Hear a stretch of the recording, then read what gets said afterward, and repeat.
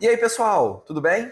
Terminei de escrever o texto da semana e estou passando aqui para gravar o vídeo com vocês. Não custa lembrar, nossos textos sobem toda segunda-feira no site da Ágora, LinkedIn da Ágora, Instagram da Ágora, no meu LinkedIn e Instagram pessoais. O link para o texto está aqui na descrição, tá? Vocês podem conferir esse texto e os demais zapeando em tudo que está lá. E os vídeos sobem também, conjuntamente, toda segunda-feira, aqui no perfil do YouTube no canal.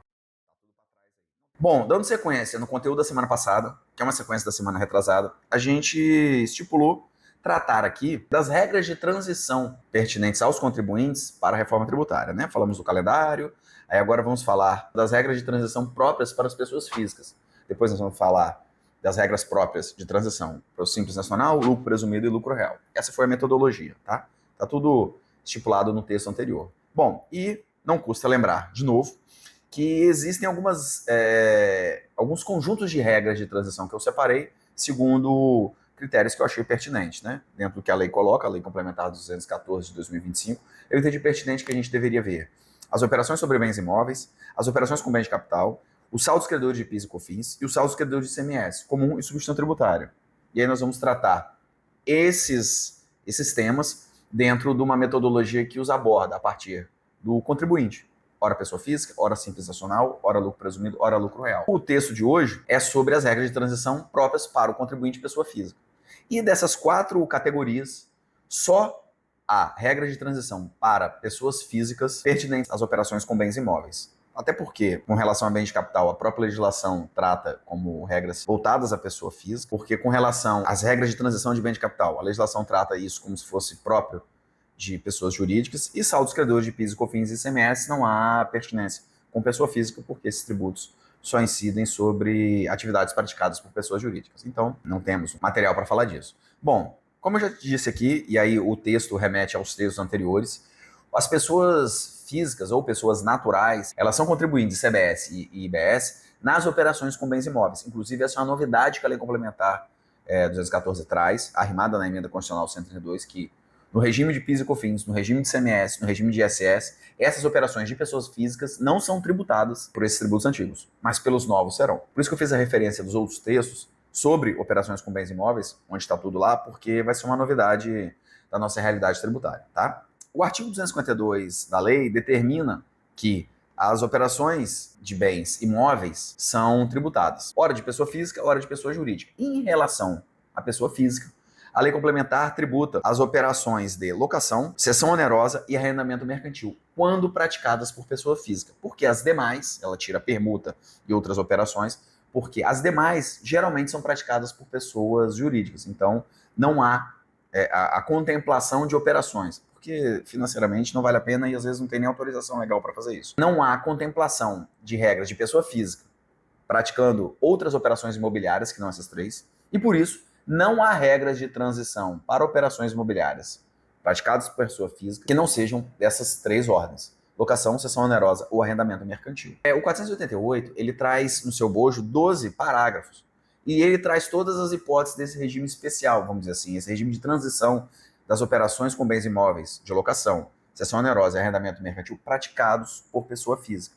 E ali ele traz, por exemplo, hipóteses de incidência e as diferencia como finalidade os contratos, né, praticados com finalidade residencial ou com finalidade não residencial, no caso comercial. Cria datas para essas hipóteses de incidência, cria a base de cálculo própria, que são todas as receitas, e ele vai dizer o que está dentro do conceito de receita da operação, o que não está. A principal modificação é a alíquota. Ao invés de você somar a alíquota de CBS com a alíquota de IBS cheia, nesses casos aqui, nas hipóteses de incidência previstas aqui, a gente tem uma alíquota de 3,65, né?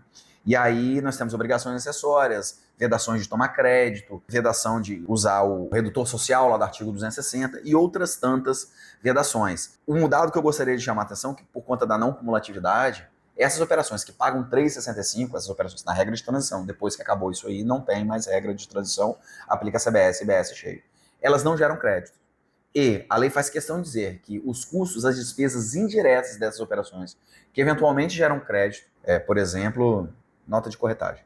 Vão ser todas destacadas em nota fiscal e vão vir com créditos. O contribuinte não vai poder apropriar esse crédito, não vai poder acumular esse crédito, não vai poder pedir ressarcimento, sendo obrigatório a ele estornar esses créditos. Então, o controle é muito maior, e esse é um dado que a pessoa física tem que entender com a reforma tributária, que não só ela vai ter que ter um CNPJ técnico, como se chama, ela vai ter que ter um cadastro, um CNPJ, para destacar essas operações, obedecer as regras, sobretudo com relação à obrigação acessória que a lei determina, e entregar todas essas informações para o fisco. Seja para ele poder identificar que ele está dentro dessa regra de transição, com a alíquota menor, seja para poder estornar os créditos que vieram no começo da cadeia. Então, com relação à pessoa física, nas operações com bens imóveis, o controle é muito maior, que não existe hoje. Além da tributação aumentar, por óbvio, porque não incidiam PIS e COFINS, nem ICMS no regime antigo, ou nesse que a gente está, em transição, mas incidirão CBS e IBS para efeito de locação.